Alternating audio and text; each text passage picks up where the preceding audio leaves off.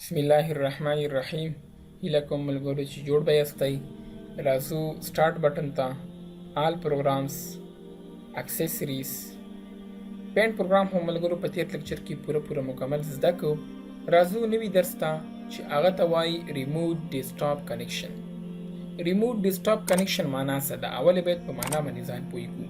ریموټ لرې ته وایي، ډیسکټاپ کنیکشن د ډیسکټاپ وصل. فار ایگزامپل زه غواړم چې د بل لپټاپ یا د بل کمپیوټر بل سیسټم سکرین هغه دې ماته زما په لپټاپ کې شو شي، نو زه به څه کوم؟ زه به راځم ریموټ ډیسکټاپ کنیکشن ته.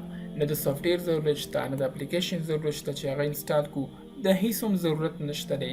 صرف چې تاسو سره وای فای وي، یعنی انټرنیټ سره موجود وي په دواړو لپټاپونو کې یا دواړو کمپیوټرونو کې، او دغه ریموټ ډیسکټاپ کنیکشن آپشن تاسو سره موجود وي. دا هر وینډوز 7 کې ریموټ ډیسکټاپ کنیکشن باندې ملګرو زه کلیک کوم، ماته څه اوپن کېږي؟ یو وینډو راته راځي. کله چې دغه وینډوز ماته راشي، دغه وینډوز کې به زه څه لیکم؟ اگزامپل سره ته راکړئ computer.fabrica.com. صحیح ده ملګرو؟ تاسو به دې ځای کې د کمپیوټر نیم لیکئ. کمپیوټر نیم به زه څنګه پیدا کوم؟ څنګه به پیژنم چې زما د کمپیوټر نیم څه دی، یا د هغه کمپیوټر نیم څه دی چې زه هغه کمپیوټر نیم زه دلته لیکم؟ نو زه به دا څنګه پیدا کوم؟ زه به راشم کیبورډ کې به زه وینډوز بټن پاس پریس کړم، نو ماته به اتومیټیکلی یو وینډوز راشي چې په هغه وینډوز کې به ماته پوره انفارمیشن راکړې وي. دا د کمپیوټر نیم دی ملګرو. This is my computer name. کو فار ایگزامپل تاسو هغه کمپیوټر ته ورشئ، هغه کمپیوټر نیم سخت وي، تاسو ته چینج کولی هم شي. تاسو به راشئ چینج سیټینګ ته. کله چې چینج سیټینګ ته راشئ، دې ځای کې به تاسو ملګرو راشئ چینج ته. کله مو چې په چینج باندې کلیک وکړو، تاسو به راشئ ملګرو دې ځای کې به نیم ورته ولیکئ. فار ایگزامپل دا مې ورته ولیکم. اوس که زه فار ایگزامپل اوکې پریس کړم، نو ماته به یو میسیج راکړي چې کله چې تاسو دا سیسټم ریسټارټ کړو، د ریسټارټ څخه وروسته به ستا نیم چینج شي څه ته؟ ZUH ته.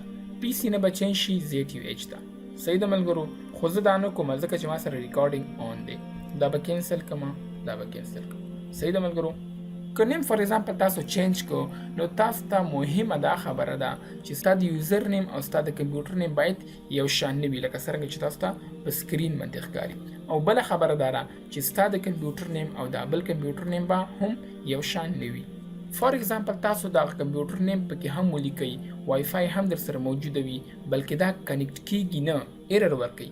هغه وجه دا وي چې تاسو هغه 2-3 سیټینګز دي هغه تاسو نوي کړي. تاسو به راشئ ملګرو وای فای آیکن باندې به کلیک کړئ، اوپن نیټورک ان شیرینګ سنټر باندې به تاسو کلیک وکړئ. کله مو چې په دې باندې کلیک وکړو، تاسو به راشئ ملګرو چینج ایډوانس شیرینګ سیټینګ باندې به کلیک کړئ. کله مو چې په دې باندې کلیک وکړو، دې کې به تاسو د 3 واړه آپشن ټرن آن کړئ. دا به تاسو سره ټرن آف وي، تاسو به ټرن آن کړئ 3 واړه. سیو چینجز باندې به کلیک وکړئ.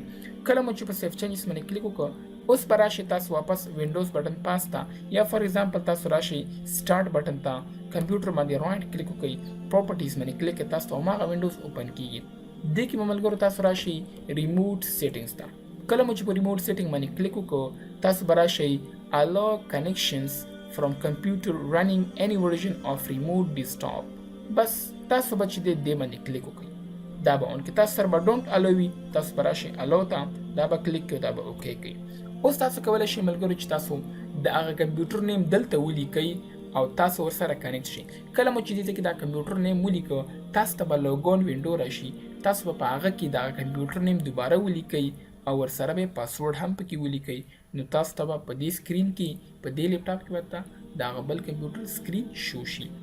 که فار ایگزامپل زه غواړم چې دا وینډو د رن څخه راولم، نو رن کې به زه څه ورته لیکم؟ MSTSC.